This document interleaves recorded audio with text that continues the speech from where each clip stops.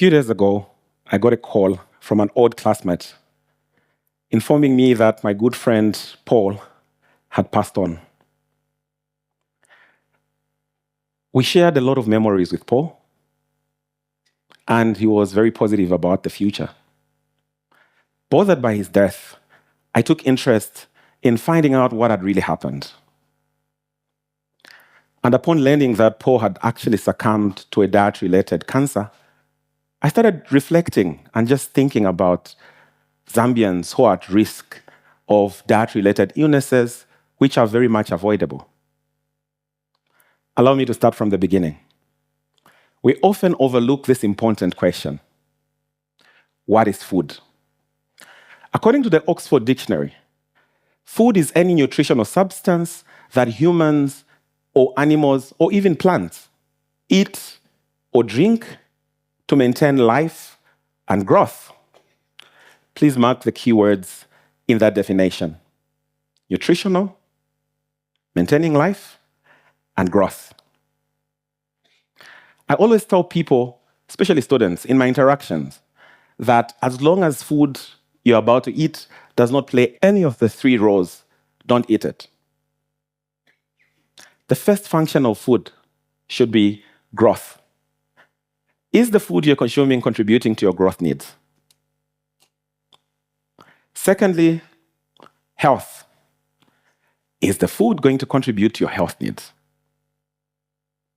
And then thirdly, well-being. But because many times we eat food to satisfy our cravings, maybe to get rid of the hunger that we are feeling at that particular time, and not paying attention to what foods we're supposed to eat. Let me ask you this question. Have you ever heard of the term hidden hunger? So hidden hunger is a situation where the food you're eating has enough or more calories, but is lacking in the essential vitamins and minerals. Already, statistics are telling us the negative. The recent food consumption and micronutrient status survey that was conducted and launched in 2024 has shown that the micronutrient deficiencies in our country, the trends are shifting. The food-based dietary guidelines are also telling us the negative. The Zambia Demographic Health Survey 2024 tells us that only 22% of the children between the ages of 6 months to 23 months have access to the minimum acceptable diets. So in short, the children are not given, only 22% of them are given diverse foods frequently.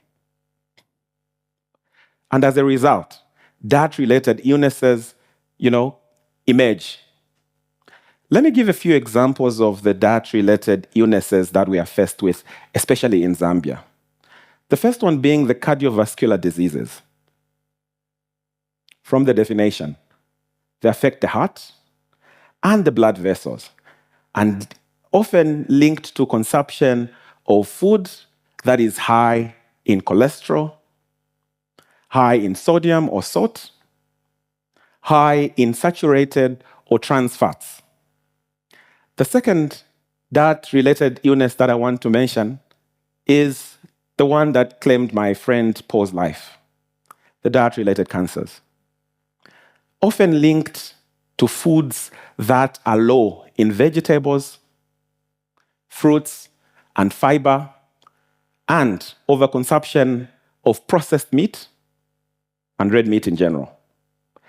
The third type that I want to talk about, I'll spend some bit of time on this, is the type 2 diabetes, commonly known in Zambia as sugar disease.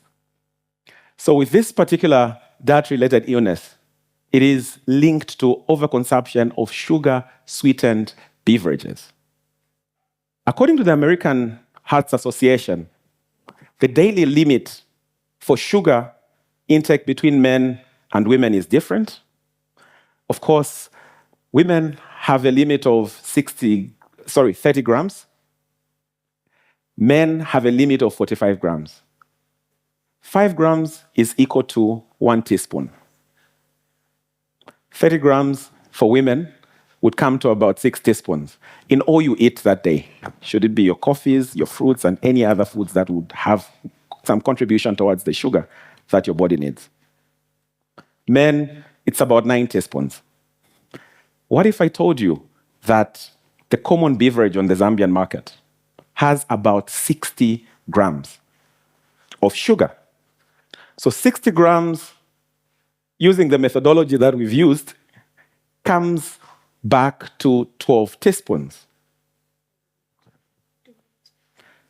Alarmingly, the Demographic Health Survey 2024 reveals that about 25% of the Zambian children are exposed to sugar-sweetened beverages between the ages of 6 months and 23 months. Imagine giving 12 teaspoons of sugar to your 6-month-old baby. Horrific, right? But unfortunately, that is the situation that we find ourselves in. Everybody has a role to play to change this situation. Policy and legislature has a role to limit access of the sugar-sweetened beverages. It is so alarming that a beverage that has over 12 teaspoons of sugar would be cheaper than healthier options.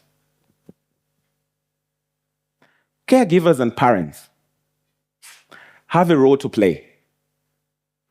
Already, seeing that only 22% of the children in our country have access to the minimum acceptable diets, which is diverse foods frequently, as well as also exposure of sugar-sweetened beverages has to stop.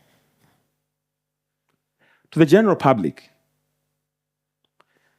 it is often seen that our local and indigenous foods are of lesser value compared to what the TV advertisement would show you.